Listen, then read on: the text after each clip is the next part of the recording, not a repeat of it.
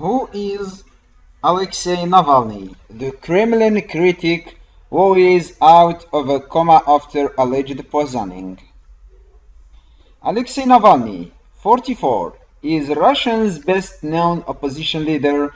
He was brought out of an induced coma, doctors in Germany said Monday, after falling ill on a flight from Siberia to Moscow in 20 August. After a standoff with Russian doctors, he was evacuated to Berlin for medical treatment.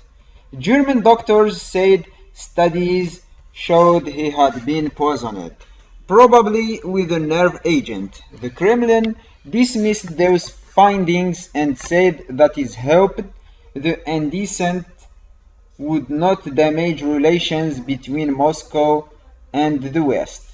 Reuters reported Russian prosecutors said that they would not launch a criminal investigation into the alleged poisoning. Doctors cautioned Monday that the long-term impacts of the poisoning on his Navalny's health were still unclear.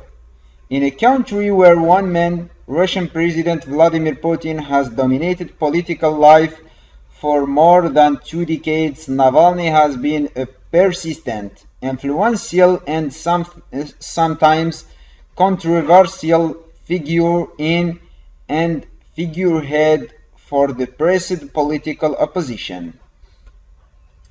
But his prominent position and anti-Kremlin politics came with huge risks. He and other members of his family have faced legal attacks, and he has been hospitalized after a number of alleged attacks. Who is Navalny? Navalny was born in 4 June 1976 in Obninsk, a city roughly 16 miles southwest of Moscow. His father was born in Ukraine, and he spent summers in Chernobyl before the nuclear accident in 1986. After earning degrees in law and finance from Russian universities, Navalny entered politics in 1999, just as Putin first took up national leadership. Navalny joined the liberal opposition party Yabloko and pushed it toward a more nationalist message that put him in conflict with party leadership. How did he become Russia's leading opposition figure?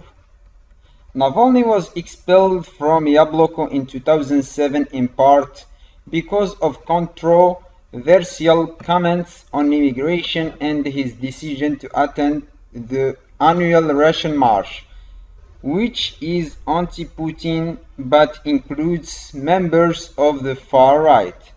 While running a small corporate law firm in Moscow, Navalny developed the strategy of buying stocks in state-linked oil companies and banks so that he could become a minority shareholder and question the company's leadership. Navalny later formed a group known as the Anti-Corruption Foundation to expand this work and launch investigations that increasingly struck at the heart of the Kremlin elite. A 2017 expose alleged that Prime Minister Dmitry Medvedev has a vast $1 billion network of palaces. The YouTube video accompanying the investigation has received more than 35 million views. As an activist, Navalny gained traction in part because of his personal charisma and pugnacious rhetoric. In a 2011 radio interview, he dubbed United Russia the political party that backs Putin, the party of crooks and thieves. The condemnation soon caught on. As he ran for elected office, Navalny has become the country's most prominent opposition leader, and he played a leadership role in several political movements, but he has faced numerous obstacles when running for elected office.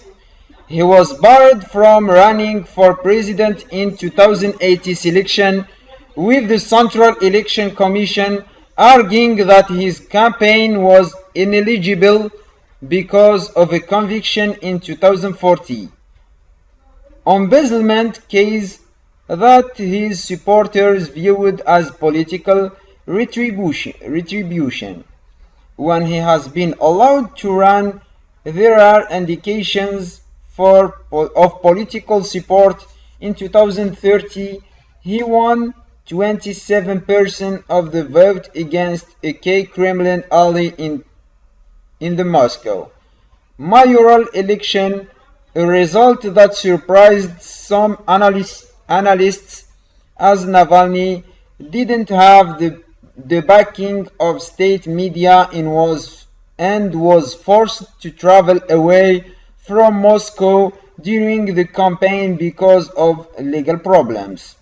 Election monitors consistently report violations during Russian elections that compromise their integrity. Has he been targeted politically?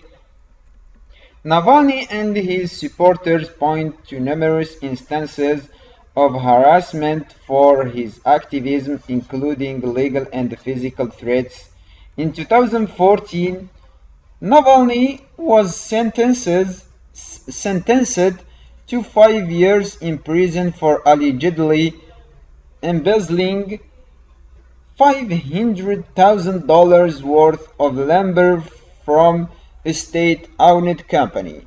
The prison sentence was later suspended, though the case was declared unfair by the European Court of Human Rights.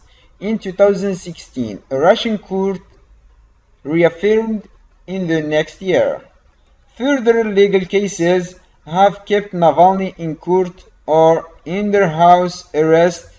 In late 2014, both Navalny and his brother Oleg Navalny were sentenced to prison time for allegedly embezzling funds from French cosmetics firm Yves Rocher. Although Navalny's sentence was suspended and the European Court of Human Rights again said the case was unfair, his brother spent 3.5 years in prison before being released in 2018. This year, Russian authorities seized Navalny's bank accounts and those of his wife, son and daughter after a lawsuit from Yevgeny Prigozhin, and oligarchs close to Putin and the target of an investigation. Navalny was forced to close his anti-corruption foundation in July, but he pledged to continue its work under a different name. Navalny has also faced physical harassment and threats. In 2017, he was doused with an antiseptic green dye several times, although he made light of the incident, posing for photographs on his social media accounts. After one incident in April of that year, he was hospitalized after the dye went into his eye. In 2019, Navalny was hospitalized with an acute allergic reaction after again being detained. His personal physician said he may have been affected by an unknown chemical substance. The 20 August incident appears to be the most serious threat against his life yet.